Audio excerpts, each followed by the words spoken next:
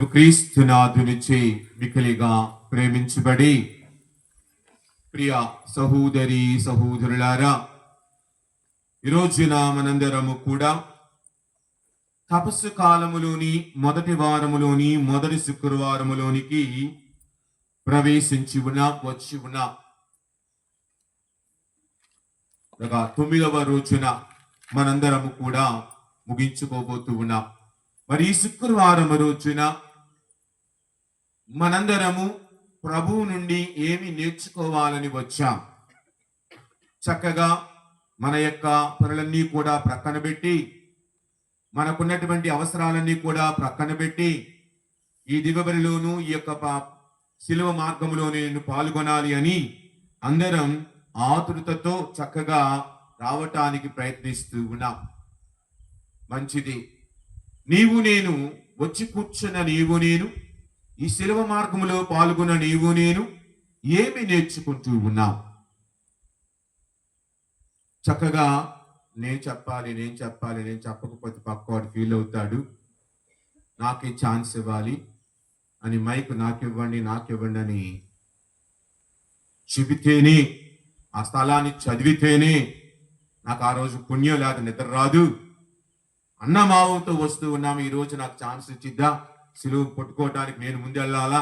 Candle పట్టుకోవడానికి నేను ముందెళ్ళాలా? తోసుకొని వెళ్ళాలా? ఈ మనసులో అసూయ ఉన్నంత వరకు, నీ మనసులో కక్ష ఉన్నంత వరకు, నీ మనసులో పక్కవాడి మీద చెడు ఉన్నంత వరకు నువ్వు ఎన్ని మోసినా, ఎన్ని చేసినా, ఎన్ని యాత్రలు చేసినా నిరుపయోగమే. ఈ రోజున ప్రభువు నేర్పుతూ ఉన్నది అదే కదా. మొదటి పట్టణములో, పాపి తన పాపములో మరణించటం వలన నాకు సంతోషము ఆనందము కలుగదు.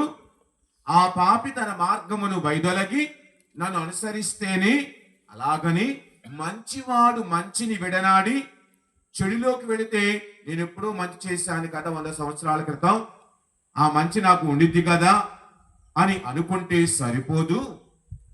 నీవు కడ వరకు కూడా మంచివానిగానే జీవించాలి. అదే కదా ఈ రోజున మొదటి పట్టణంలో మనము చదువుకున్న మధ్య వాక్యాలను ఒకసారి గమనిస్తే, మనము దాదాపుగా 21వ వచనం నుండి చదువుకుంటూ వచ్చాం. 25వ వచనం దగ్గర ఎక్కడో మనం ఈ వాక్యాలు చూస్తూ ఉంటాం.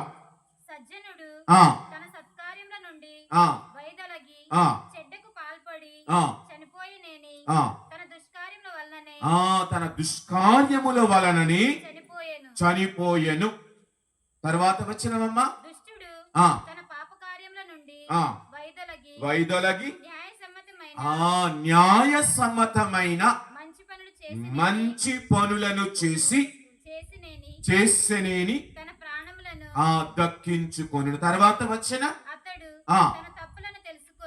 అదండి, మన తప్పులను తెలుసుకొని మన పాపముల నుండి వైదొలగెను కనుక అతడు మరణమునకు తప్పించుకొని బ్రతుకును.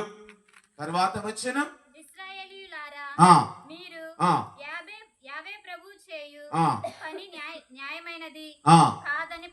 మనలో చాలా మంది అనుకుంటాం, ఈ వాక్యములు కష్టముగా ఉన్నవి, దేవుని మార్గాలు కష్టముగా ఉన్నవి, దేవుని మాటలు కష్టముగా ఉన్నవి, ఇది ఎలాగా సాధ్యం, ఇది దేవుడు అన్యాయముగా మాట్లాడుతూ ఉన్నాడు అని మనలో చాలా మంది మేము అనుకుంటాం. కానీ దేవుడు ఏమంటున్నాడు తర్వాత వచనములలో, నా మార్గము న్యాయమైనది కాదా, సబబైనది కాదా? మీ మార్గములే న్యాయమైనవి కావు. చెప్పునదేమనగా అదండి, నీవు నేను చేసిన పనులను బట్టి తీర్పు విధిస్తారు. అంతేకాని ప్రక్కవాడు నీకు చేసినది కాదు, నీవు ప్రక్కవాడికి చేసినది, నీ మనసులో ఉన్న దానిని బట్టి, నీవు నడిచిన విధమును బట్టి, నీవు జీవించిన విధమును బట్టి దేవుడు నీకు ఇవ్వవలసిన తీర్పును ఇస్తాడు. అంతేకాని ఇది వాళ్ళ వలన, వీళ్ళ వలన, పక్క వాళ్ళ వలన అన్నది లేదు. నీవు జీవించిన విధమును బట్టి, నీ ఆత్మీయమైన జీవితమును బట్టి. అందుకే ఈ రోజున సువార్తలో 20వ వచనములో ప్రభు ఏమంటూ ఉన్నారు? ధర్మశాస్త్ర బోధకుల కంటే, పరిసయ్యుల కంటే మీ యొక్క పనులు ఎలాగుండాలట? నీతివంతమైన జీవితము జీవిస్తేనే తప్పక పరలోక రాజ్యమున మీకు రండి. నీవు దేవుని రాజ్యములో ప్రవేశించాలి అంటే ఇతరులతో పోల్చుకోమని ప్రభు అంటం లేదు ఇక్కడ.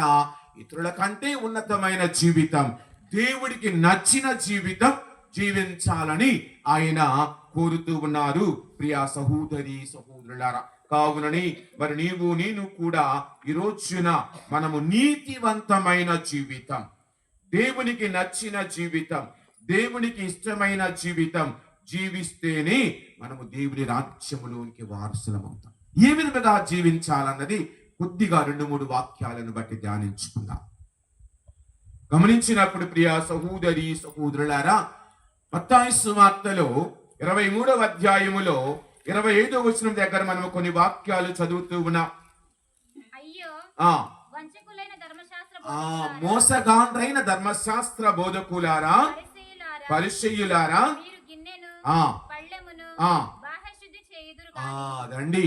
మనందరము కూడా బాహ్య శుద్ధికి ఇంపార్టెంట్ ఇస్తాం.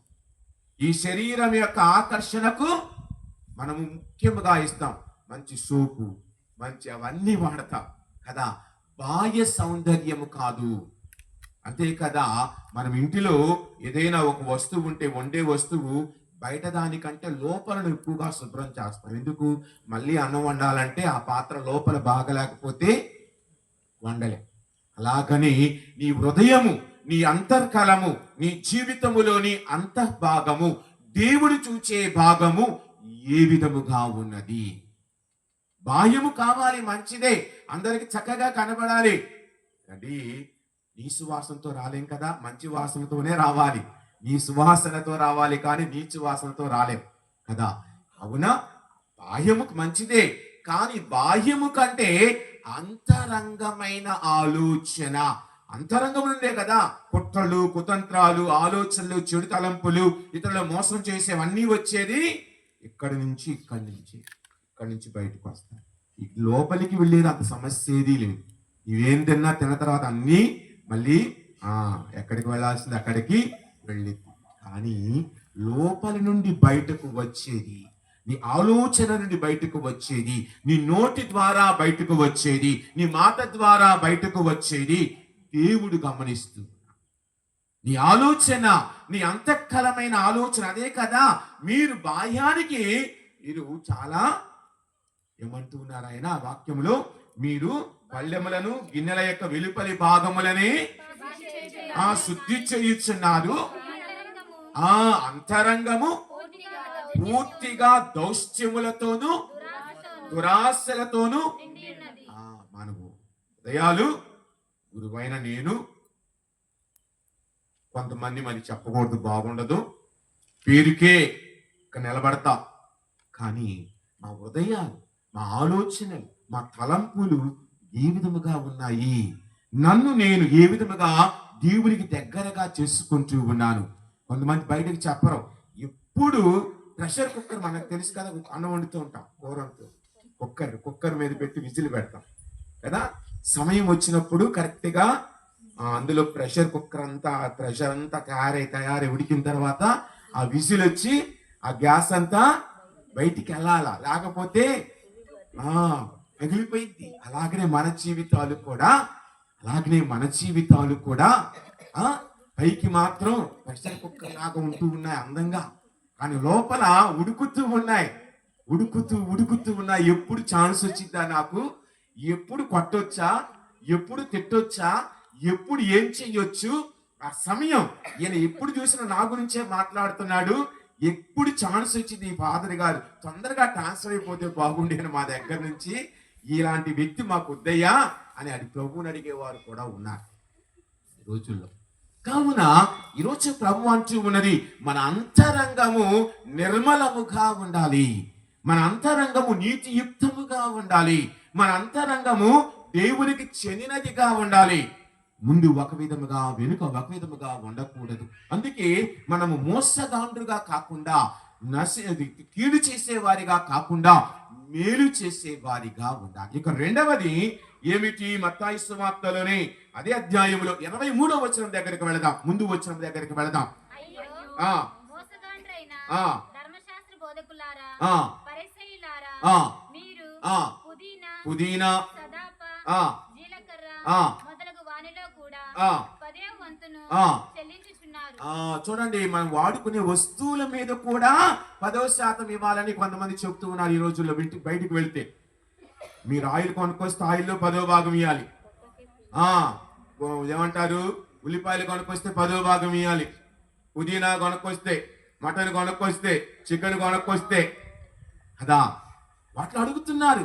కానీ ఏది అడగాలి? తర్వాత వచ్చినమమ్మా కానీ ఆ ధర్మశాస్త్రములందలి ఆ అతి ప్రధానమైన న్యాయమును అదండి, ధర్మశాస్త్రములు ఏమని వ్రాయబడి ఉన్నది? నీ పొరుగు వారిని ప్రేమించు. అది వదిలివేస్తూ ఉన్నా. మాకు ఆ వస్తువులు వస్తే చాలయ్యా, నీ సావు నువ్వు సావు. నాకు నెల భాగంలో నాది ఏమంటే దశమి భాగమో ఇంకో భాగమో, లేకపోతే మనకు క్యాథలికుల ప్రకారం ఫ్యామిలీ కార్డులో నాకు నెల రావాల్సిన 20 రూపాయలు, 30 రూపాయలు, 50 రూపాయలు నాకు ఇస్తే చాలయ్యా, మీ చావు మీ చావండి అన్నట్టుగా కొంతమంది ప్రవర్తిస్తుంది. రోజున ప్రభు అడుగుతున్నది అది కాదు, నీ అంతరంగమును బట్టి. ఇదిగో, నీ సోదరుడు కష్టములో ఉన్నప్పుడు నీ దగ్గర నీ చేత నేను సహాయం చేసే బిడ్డగా నీ ఉన్నావా? దేవునికి చెందిన బిడ్డగా నీ ఉన్నావా? ఒకసారి ఆలోచించుకోమని ప్రభు అడుగుతున్నారు. ఇంకా మనము ముందుకు వెళ్ళినట్లయితే ప్రియా సహోదరి సహోదరులారా, అదే అధ్యాయములో 28వ వచనం ఒక్కసారి చూద్దాం. అటులని మీరును బయటకు ఆ నీతిమంతుల వలె ఆ కనిపించినను ఆ లోపల ఆ కపటముతోను ఆ కలుషముతోను ఆ నిండి ఉన్నారు. పైకి మాత్రం గుడికి వచ్చినప్పుడు ఫాదర్ గారండి అది చేస్తే బాగుండండి, ఇచ్చేస్తే బాగుండండి, అలాగ మన చర్చిని డెవలప్ చేయాలని చాలా మంచి మాటలు చెప్తాం.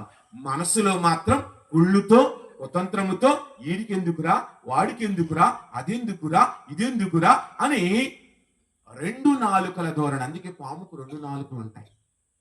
గమనించండి, ముఖ్యంగా పాముకి 2 నాలుకలు ఉంటాయి. బయటికి వచ్చినప్పుడు 2 నాలుకలు ఇలాగుంటాయి. అదే కదా కాటేస్తే 2 ఘాట్లు పడతాయి. కావున పాముల వలె 2 నాలుకల ధోరణి నీకు నాకు వద్దు.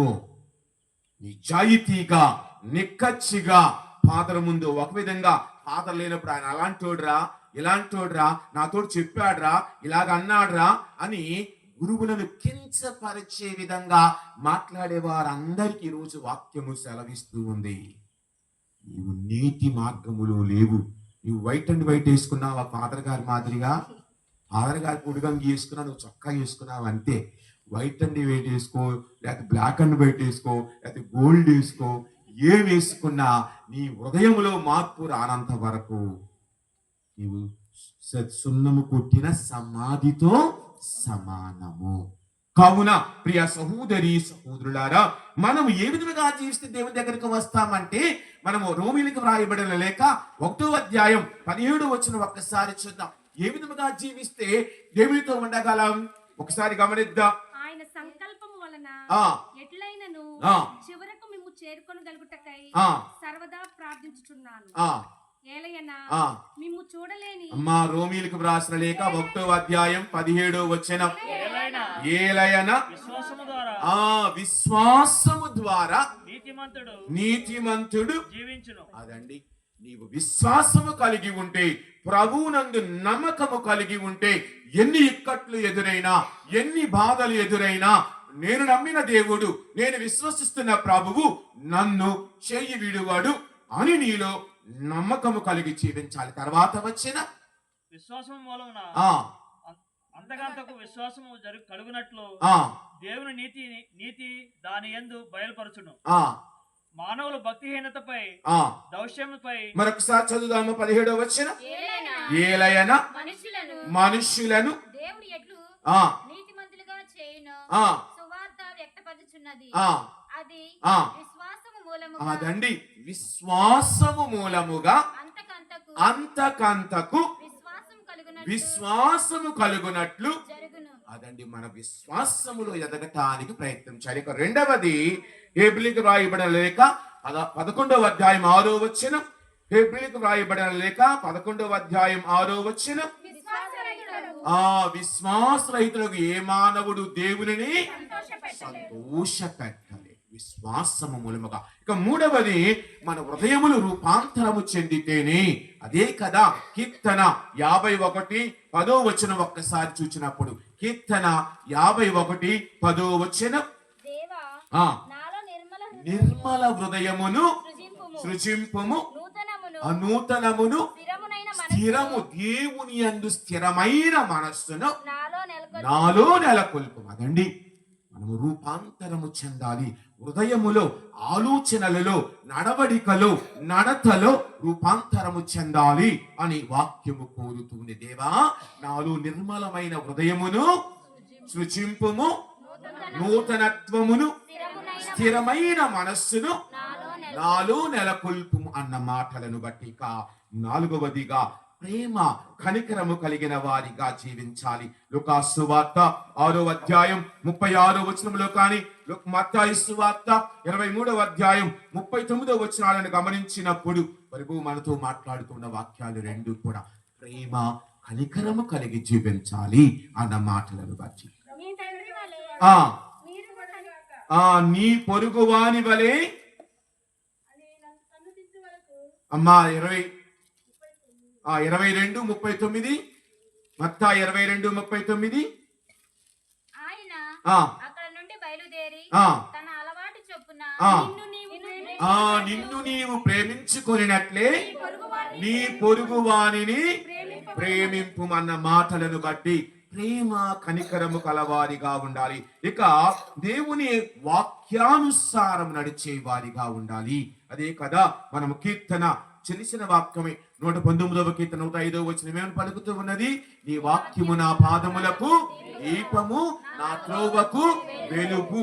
అలాగని యాకోబు వ్రాసిన లేఖ 1వ అధ్యాయం 22వ వచనం, వినువారిగా మాత్రమే కాకుండా దాన్ని పాటించే వారిగా ఉండాలి. వాక్యమును కేవలము వినుటయేనని ఆత్మవంచన చేసుకొనక దానిని ఆచరించు వారిగా, పాటించు వారిగా,